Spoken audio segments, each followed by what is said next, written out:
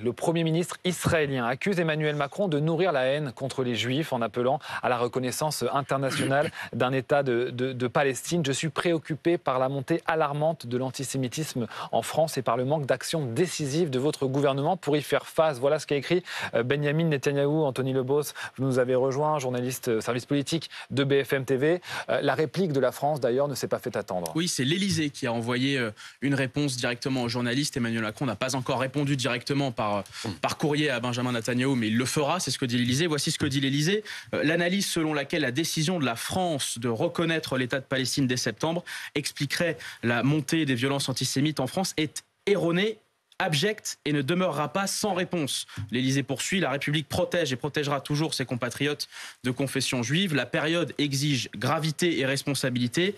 Pas amalgame et manipulation. Voilà pour cette réponse de l'Élysée. Emmanuel Macron a donc bien reçu ce courrier envoyé par Benjamin Netanyahou qui accuse la France de alimenter, je cite, le feu antisémite, notamment après cette volonté affichée par Emmanuel Macron, cette annonce faite d'ailleurs, de reconnaître un État de Palestine à la prochaine Assemblée générale des Nations Unies en septembre. Bonjour Mathieu Vallet, bonjour, député européen du Rassemblement national. Quand Emmanuel Macron répond que oui, la République protège et protégera toujours les Français de confession juive en France, il n'a pas tort ?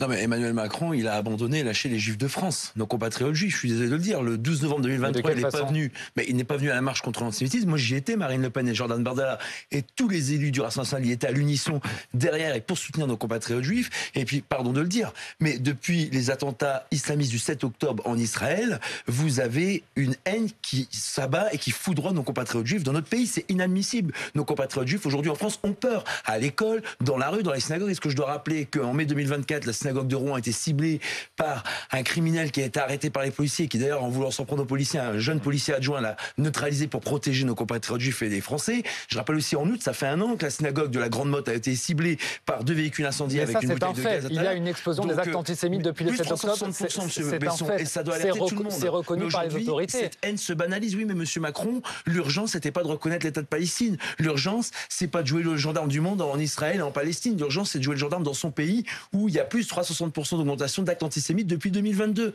Donc, monsieur Macron, il ne doit pas rentrer en guerre diplomatique avec Israël. Israël, c'est un pays ami, c'est un pays fraternel. Le peuple d'Israël est intimement lié au peuple français. Et donc, c'est important qu'on joue la carte, qui joue la carte de l'apaisement. Voilà. Et je suis désolé, le seul qui s'est réjoui de la reconnaissance de l'État palestinien, c'est le Hamas. Donc, aujourd'hui, reconnaître l'État de Palestine, c'est faire plaisir à une organisation terroriste qu'est le Hamas. Et je termine sur ça.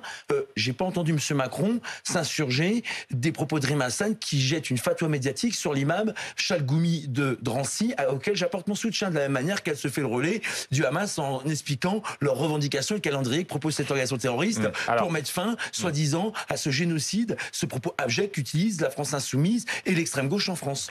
François Clémenceau est avec nous. Bonjour. Éditorialiste international BFM TV. C'est vrai que les mots sont très forts. Est-ce qu'ils ont déjà été aussi forts entre le Premier ministre israélien et le chef de l'État français? Je crois qu'il ne faut pas se mentir, les relations entre le gouvernement français et le gouvernement israélien depuis 20 ans, en gros depuis que Benjamin Netanyahou est au pouvoir, même s'il y a eu des périodes d'absence, ont toujours été mauvaises. Elles sont mauvaises parce qu'il y a un problème de confiance et ça ne date pas d'hier. En gros, depuis la fin des accords d'Oslo, depuis la deuxième intifada, la plupart des gouvernants, qu'ils soient de droite ou de gauche, ont toujours considéré que Benjamin Netanyahou soit leur mentait, soit les provoquait. De deux façons. D'une façon, j'allais dire, verbale, c'est-à-dire que lorsqu'ils se voient, évidemment qu'ils ont énormément de choses à se dire, évidemment qu'il y a de nombreux points d'accord et de coopération entre la France et Israël, mais sur des sujets clés comme la relation aux Palestiniens, la colonisation, eh bien là, il y a des chefs d'État français, allemands, américains, britanniques et d'autres qui disent « Netanyahou nous ment ». C'est-à-dire qu'il nous dit des choses et puis il fait le contraire derrière. Ceux qui ont été les témoins, j'allais dire, directs, parce que ce sont les acteurs les plus importants dans cette région, vous le savez, ce sont les Américains, Joe Biden lui-même, lorsque Barack Obama l'envoie obtenir de Benjamin Netanyahou le gel de la colonisation, il obtient un accord, il prend son avion. Et à peine est-il arrivé à Washington que le gouvernement israélien annonce la construction de milliers de nouveaux logements en zone occupée en Palestine. Donc c'est ce problème-là qu'il y a entre la France et Israël. C'est un problème de confiance. C'est pas du tout un problème sur l'antisémitisme, bien au contraire. Lorsque Benjamin Netanyahou vient en France, il voit bien les efforts qui ont été faits depuis Jacques Chirac jusqu'à aujourd'hui pour au contraire soutenir la communauté juive. Après, il y a une instrumentalisation par des partis politiques de la question palestinienne. Il y a effectivement la France insoumise et puis il y a aussi le Rassemblement national. Mais j'allais dire, c'est le jeu politique aussi de pouvoir parler de la question du Proche-Orient à travers un électorat, à travers un programme. Mais attention, là on parle de diplomatie, et dans cette diplomatie-là, ce n'est pas un hasard si la France n'est pas toute seule à vouloir recommander pour le mois de septembre la reconnaissance d'un État palestinien, c'est parce que trop, c'est trop. Et ce qui se passe à Gaza, effectivement, est absolument insupportable. D'ailleurs, l'Australie a reçu le même courrier de Benjamin Netanyahou avec les mêmes accusations. Honnêtement, quand on se dit patriote, est-ce qu'on peut accepter qu'un responsable étranger, un dirigeant étranger, accuse la France, et en l'occurrence le président de la République, de laisser faire et d'alimenter la haine contre les Juifs en France, honnêtement? Monsieur Besson, vous conseillez transparent honnêtement, j'ai pas l'impression de ne pas dire ce que je ne penserais pas réellement. Vous savez, moi... non mais ça vous embête pas, parce qu'en gros on dit que la France alimente la haine contre les Juifs. Moi, ce qui me gêne, c'est que dans nos démocraties occidentales, l'Australie c'est une grande démocratie mondiale, comme la France, comme la Grande-Bretagne, comme l'Allemagne, comme l'Espagne, ou tous les pays européens, parce que je suis député européen, il y a une montée inquiétante et alarmante de l'antisémitisme dans nos démocraties. Il faut se souvenir des leçons de l'histoire. Moi, pendant 20 ans en tant que policier, j'ai combattu l'antisémitisme, le racisme et les extrémismes. Et donc, je veux dire que être aux côtés de nos compatriotes juifs qui souffrent, qui sont attaqués, qui sont agressés, c'est pas être contre la France ou être contre M. Macron. Mais M. Macron, il doit d'abord s'occuper de son pays. Moi, ce que je reproche au président de la République, c'est qu'il distribue de l'argent à tout le monde alors qu'on n'a plus un copec. C'est qu'il va faire gendarme à l'étranger alors que dans notre pays, il n'est pas capable de rétablir l'ordre républicain.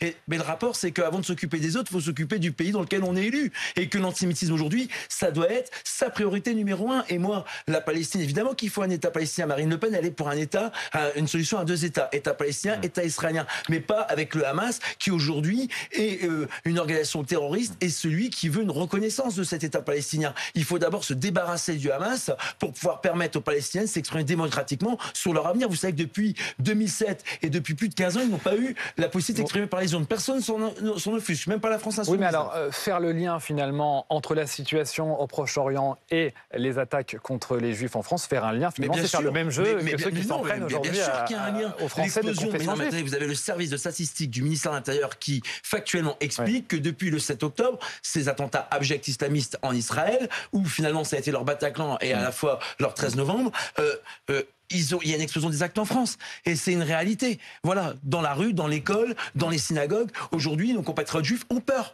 Et c'est à ça que M. Macron doit répondre. Et nous, on n'instrumentalise absolument ni aucun conflit, ni aucune situation. On veut que, quelle que soit sa confession en France, on soit protégé. Et la plus exposée aujourd'hui, c'est les juifs. Il y a aussi les actes anti-chrétiens et il y a aussi parfois des actes anti-musulmans. Et il faut que la République, elle soit derrière tous ses compatriotes. Il faut arrêter de définir les gens en fonction de leur couleur de peau, de leur religion, parce que c'est ce qui mine notre démocratie, notre République.